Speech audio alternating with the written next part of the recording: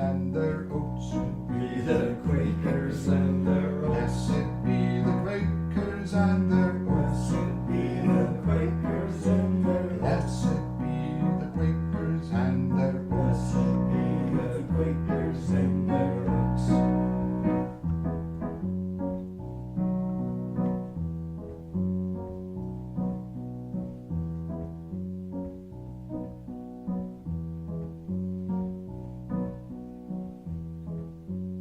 Blessed be two four-leaf clovers that we found. Blessed be two four-leaf clovers that we found. Be two four-leaf clovers that we found. Blessed be the two four-leaf clovers that we found. Blessed be two four-leaf clovers that we found. Blessed be the two four-leaf clovers that we found.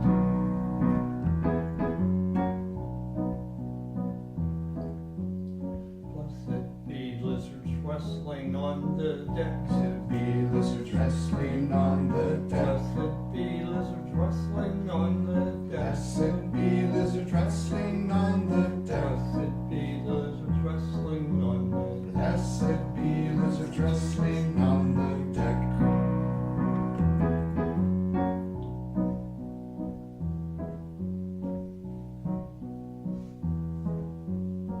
Blessed be the thunder and the rain. Blessed be the thunder and the rain. Blessed be the thunder and the rain.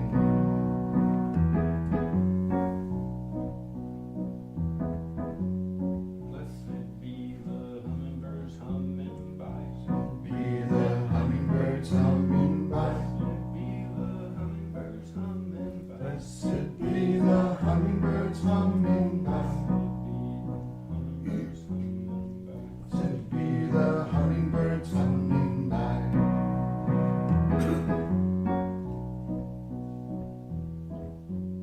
Blessed be the mineral farmers market. Blessed be the mineral farmers market. Blessed be the mineral farmers market. Blessed be the mineral farmers market. Blessed be the new Lion's Mane Grow Kit.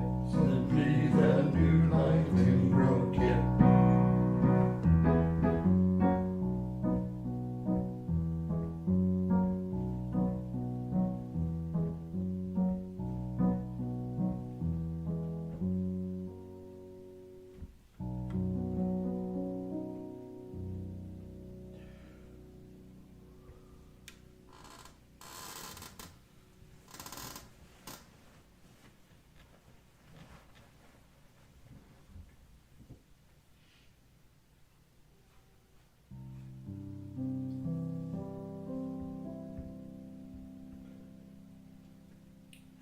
Hundreds of years ago, there was a young woman by the name of Julian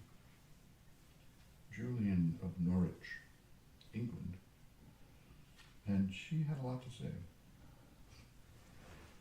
So we'll sing a little bit of her words tonight. Page 24. Page 24. She lived in a very difficult time, and as a woman she experienced a lot of difficulties. And yet she still wrote these words, "All shall be well." And in her own writing, "all manner of things shall be well," but I couldn't figure out how to put the manner of thing there, so all shall be well, all things shall be well, page 24. And I'll start with the lowest voice, working our way up, and you sing what you want to sing.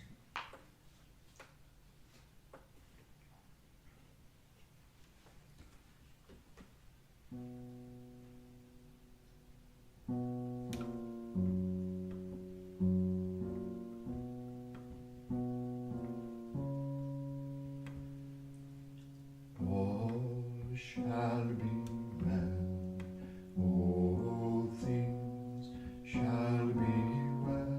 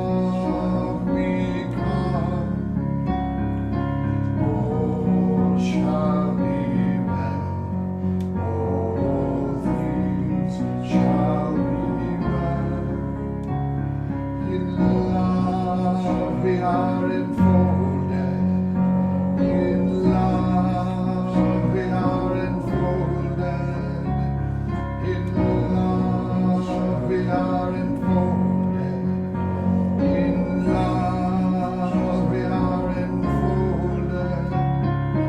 All shall be well. All things shall be well.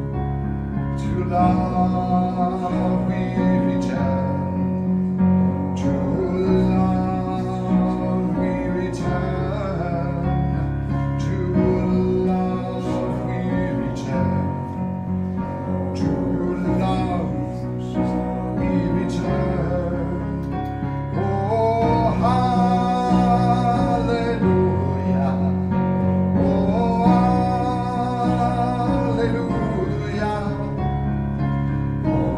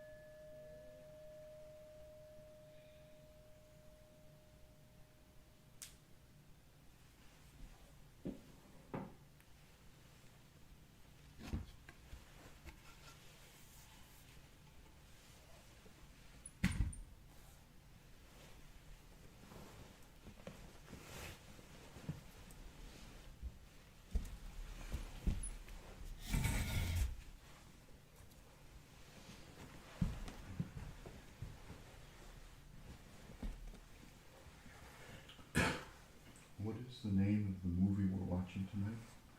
Inside Out. Inside Out. And the gist of it is, again?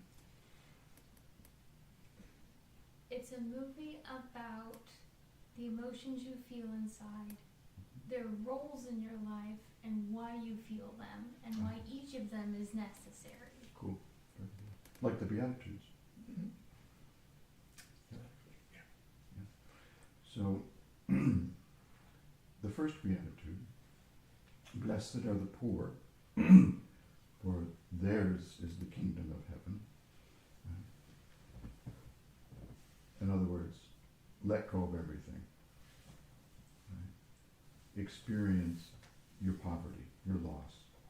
And when we do that, we move into the second Beatitude, which is, Blessed are those who mourn. blessed are those who feel emotion like grief and loss.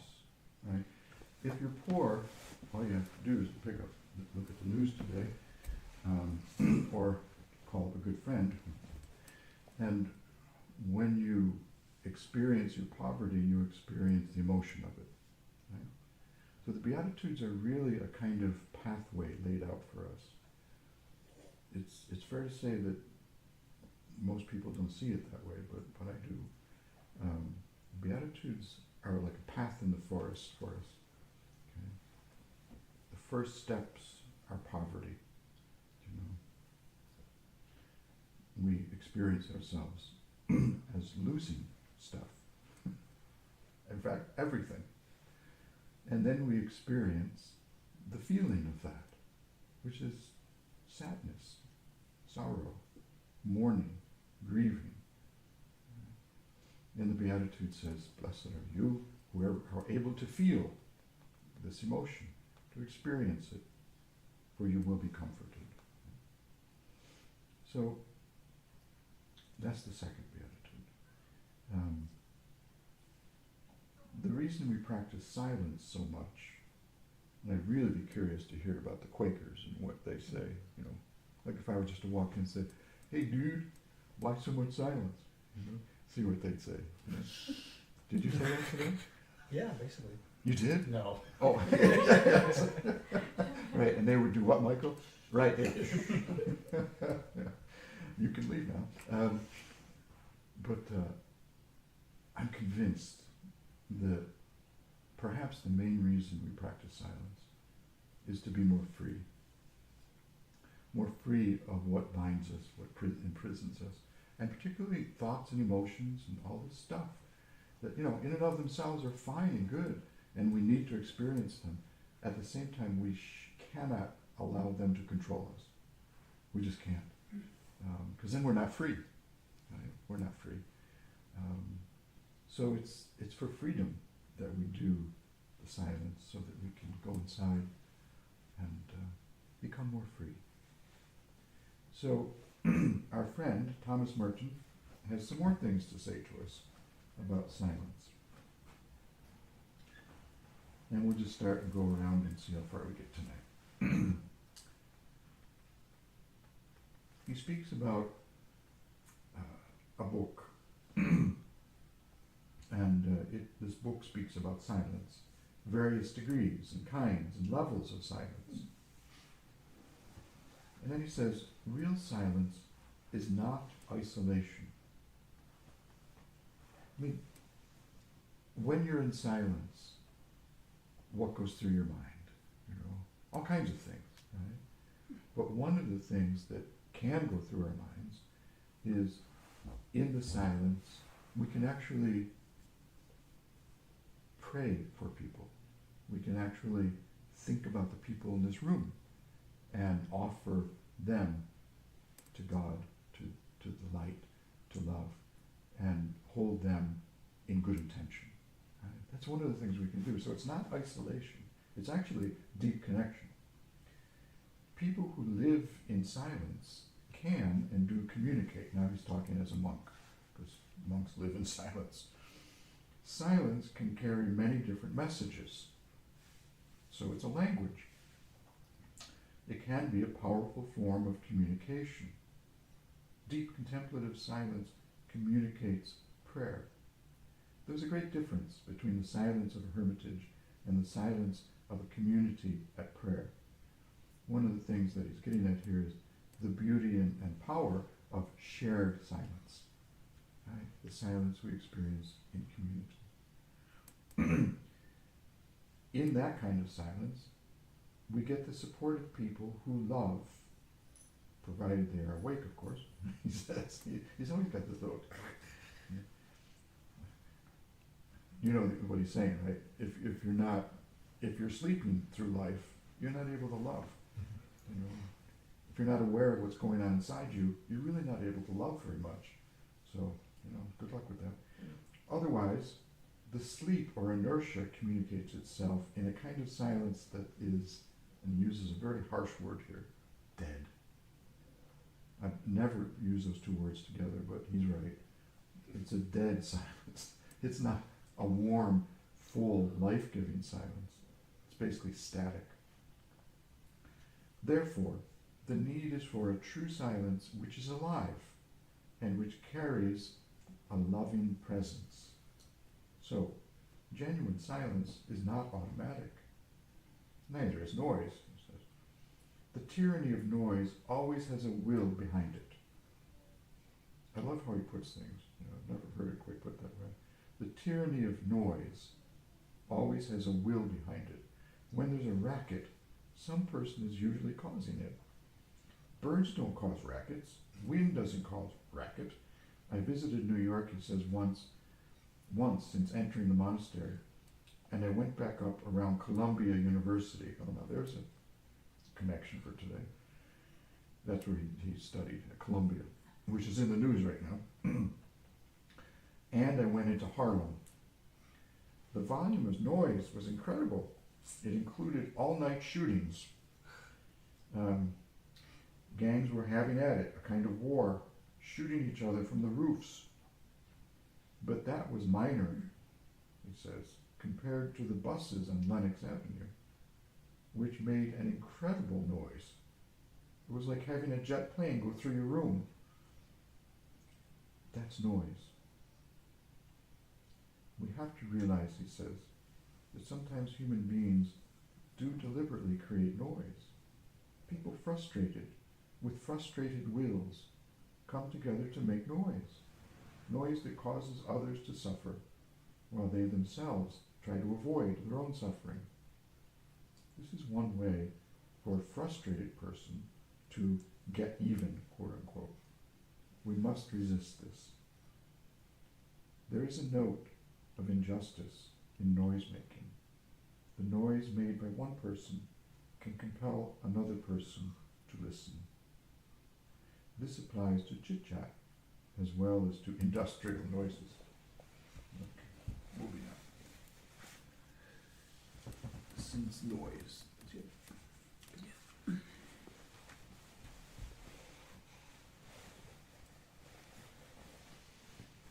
Since noise is increasing in all directions, the psychology of silence has taken on a special meaning. We are already so adapted to an abundance of screeching sounds that we are surprised when stillness suddenly envelops us. Not that this happens very often.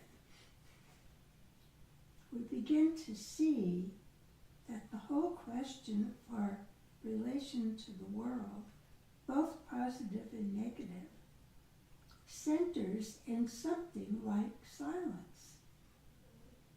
So our service to the world might simply be to keep a place where there is no noise, where people can be silent together. This is an immense service, if only because it enables people to believe such a thing is still possible. Think of the despair of people who have given up all hope of ever having a real silence where they can simply be alone quietly. To come to a place where silence exists to realize there are people who are content to listen and to live in silence impresses people today who are not at all impressed by mere words.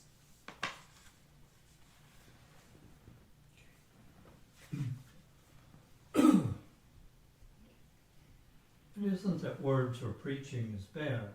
It's just that people don't want to hear any more words. In our mechanical age, all words have become alike. They've all been reduced to the level of the commercial. To say God is love is like saying eat Wheaties. Things come through on the same wavelength. There's no difference, except perhaps in the attitude that is adopted. People know they are expected to look pious when God is mentioned, but not when cereal is. Silence, on the other hand, really does speak to people. Another aspect of silence is its relation to buildings. No builder today seems to be concerned with the problem of preserving the quiet of the household. The walls of buildings are getting thinner all the time. Ceilings and certain types of new appliances often conduct sounds and noises much better than in the past. Some of our modern buildings are acoustical disasters. Noise pollution has become a major problem in the technological age. Each neighbor knows what the other neighbor does, and neighbors think through a multiplicity of auditory leaks. A friend told me she found herself saying, "Bless you," to a sneeze coming through the wall of the next apartment.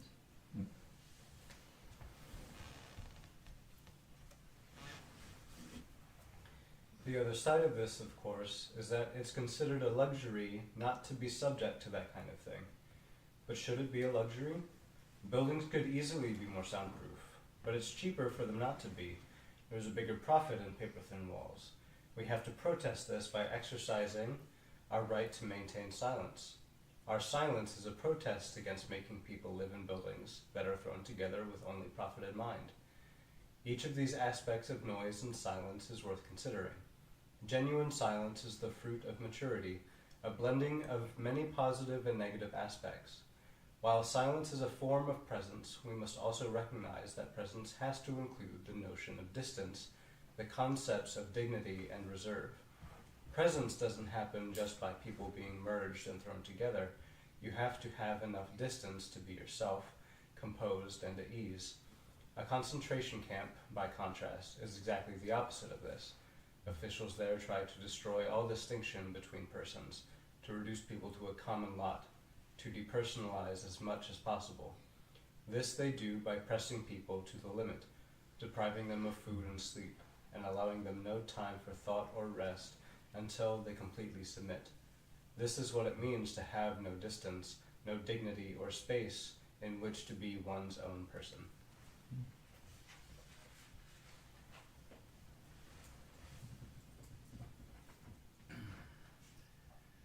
In the contemplative life, two people must have some distance and time in order to collect themselves.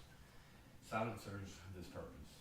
In the process of becoming an individual, a final separation of personal entities takes place, allowing the mature person to give up infantile magical ties and with others and with reality.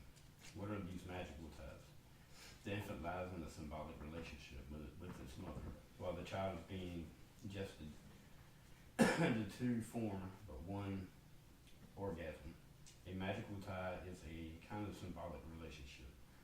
It means people get too emotional involved with each other, and then the relationship is no longer really personal.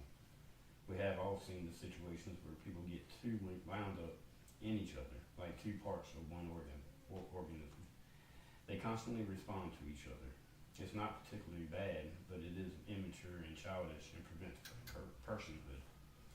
It's a sort of magical relationship in which one person surrenders to another, losing distance and even identity to some extent. We need to keep a certain distance in order to preserve our identity. A real person has some reserve, some limit, which is good. preserver privacy may be described as a subtle psychic vacuum around a person. It is not mere shyness or retreat, nor is it defiance, withdrawal, or intimate vision. Words like dignity, privacy, reserve, self-respect, integrity, and difference signify the mature state of the physical entity that can no longer be easily swayed. Even more, they mean that people recognize its necessity and value of a certain distance between human beings, and that they accept this distance in a spirit of stable self-confidence.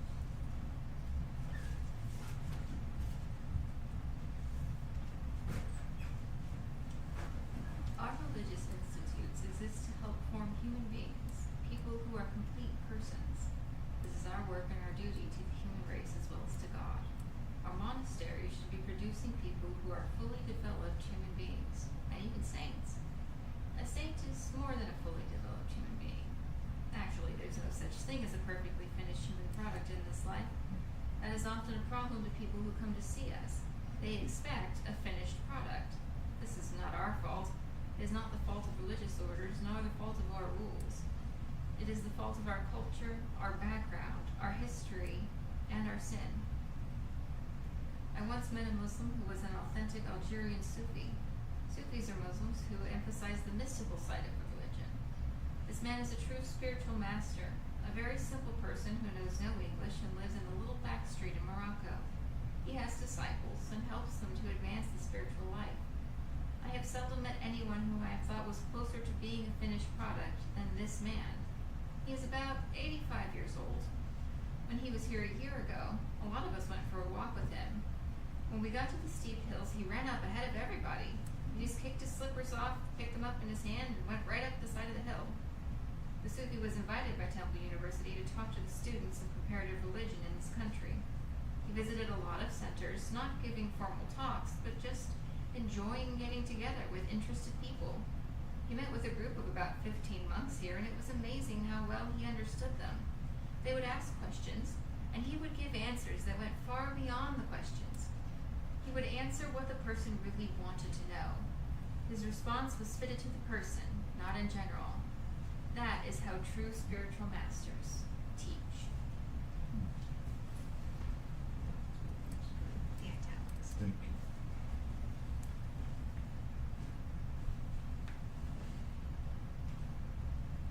Maybe that's a good place to start. Any response to the reading?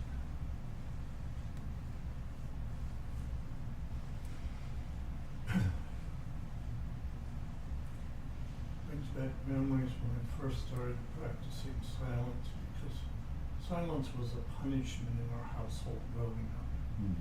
Dad would quit talking when he was angry. We knew if there was silence, there was hell coming.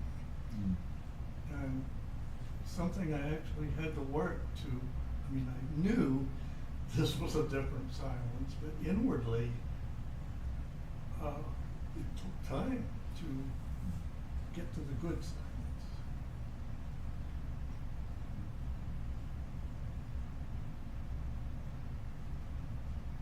I've found that silence in a group, it just feels more powerful. And I think what I'm feeling is I'm struggling a whole lot less with things that come up normally when brain decides it wants to work overtime. When I'm in a group, I feel that is much less.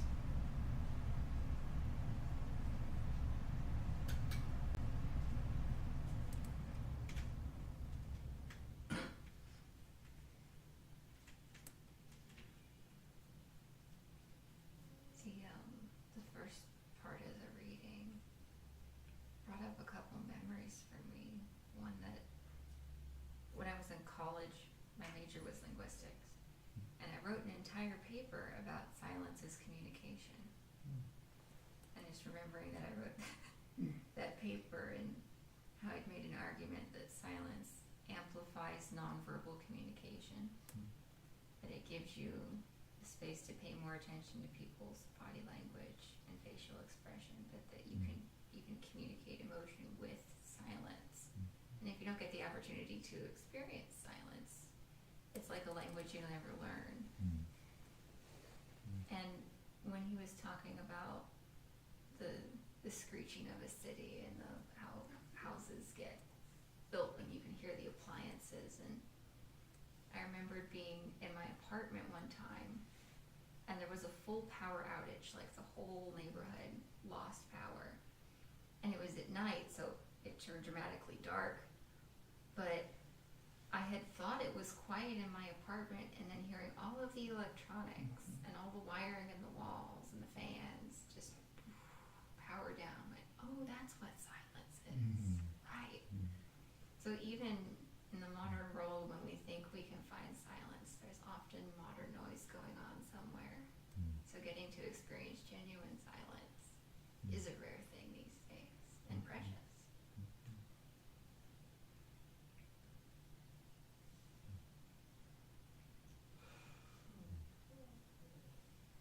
Any other thoughts?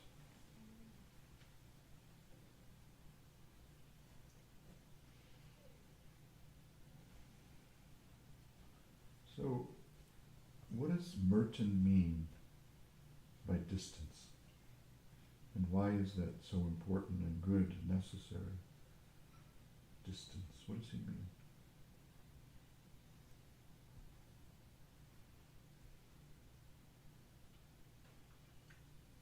It sounds like developing a sense of self and not relying on another person or another entity to define you, but learning what your definition of you is on its own.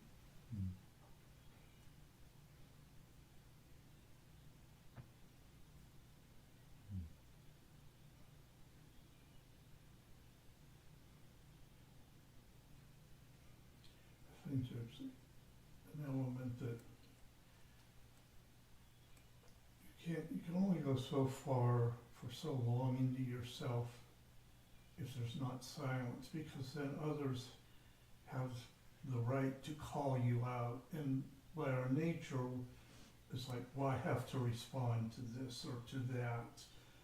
I don't want to make them feel bad or whatever, but it keeps me from sinking deeper into my inner silence, something like that.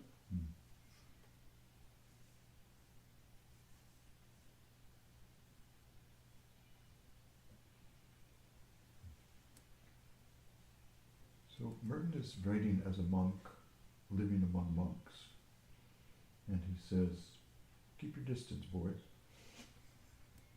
Okay. Don't try and get too close too soon, because I'll bite you. Okay? And you'll bite me. And learn what it means to be a single individual with your own thoughts, right? Your own perspective. Become yourself. And that's what he's saying the purpose of a monastery is. To become yourself as an individual. Which is almost counterintuitive when you look at a monastery from a distance. You know, traditionally monasteries, you know, these dudes or dudettes are all kind of doing the same thing, and they look the same even. They got the same robes on, even the same haircut sometimes, right? And you go, wow, that's like homogenized milk, you know. And but Merton is saying, no, look closer, because if it's a healthy monastery, each one of those people is seeking to establish a healthy distance between them and the other people in the community. It's a good thing. You know? It's like sometimes I think of it like this, like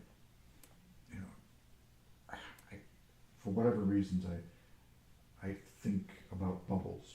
And not bubbles, but you know, like there's a bubble around me, right? And it's a protective bubble. And whenever I encounter things or drama or people who can be toxic, the bubble appears. Now, you might not see it, but it's there. And the older I get, I really cherish that bubble. You know, it says, I'm not interested in that kind of conversation. I don't have time for it. Don't have the energy. I need to do something else. It's really important, you know, and to discover one's own gifts and callings, and to be able to pursue that, you know, with more freedom. That's what he's talking about. You know, it's not I'm going to be like that person, or I'm going to, you know, try to imitate that person. No, it's not it. And it's not about clinging to persons in a community. That's not it. It's about becoming who you are. That's a profound individuality. You know, it's not being swayed by trends. It's deepening who you are at your core. And Merton is saying that a healthy community and a practice of silence helps to bring this about, helps you to become you. It's a beautiful way of seeing it.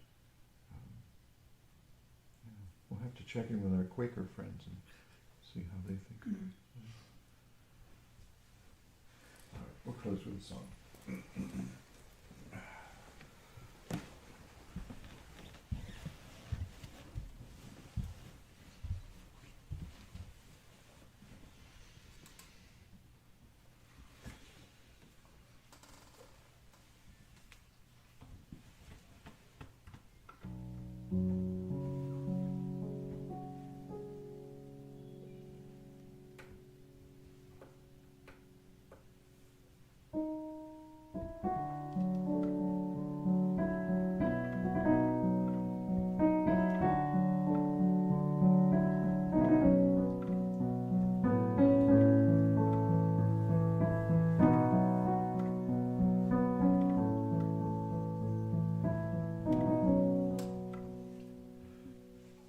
When the night is falling and the moon shines softly, gentle light, you guide us, faithful friend, you love us.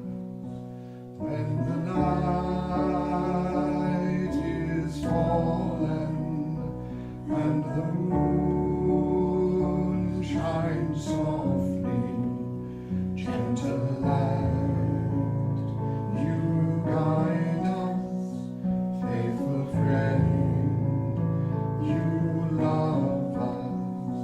When the night is falling and the moon shines softly, gentle light, you guide us, faithful friend, you love us.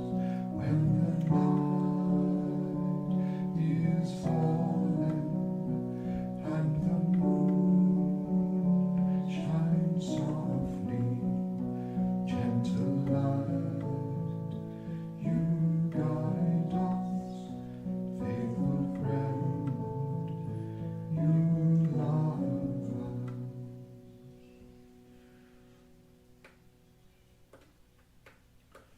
So, tonight is Sunday night. Let's close with a prayer for peace. We could dim the lights and light candles.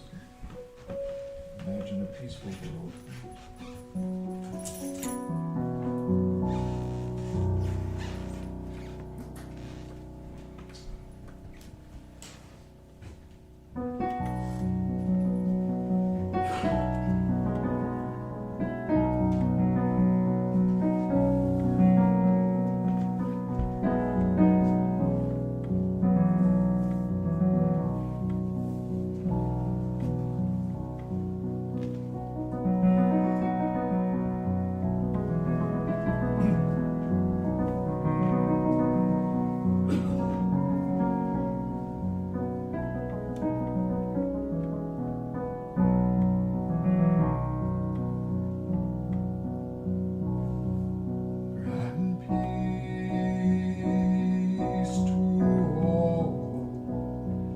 grant peace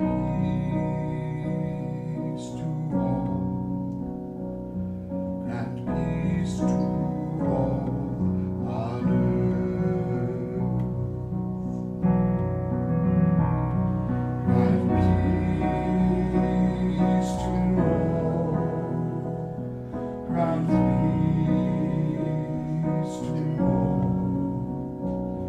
grant peace to all on earth. Shalom, shalom, shalom, shalom, shalom, shalom, to all on earth. Shalom, shalom, shalom, shalom, shalom, shalom, to all on earth. Shalom, salam, salam, salam, salam, salam, to all on earth. Salam, salam, salam, salam, salam, salam, to all on earth. Salam, Shanti, Shanti, Shanti, Shanti, Shanti, to all on earth. Shanti, Shanti, Shanti, Shanti, Shanti, Shanti, to all on earth. Shanti, La Paz, La Paz, La Paz, La Paz, La Paz, to all on earth. La Paz, La Paz, La Paz, La Paz, La Paz, La Paz, to all on earth. La Paz,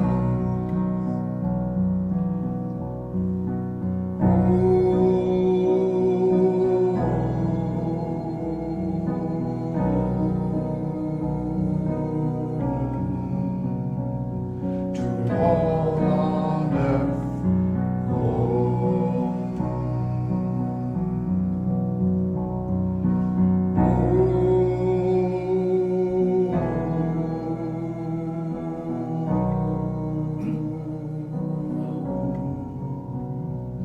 To all on earth.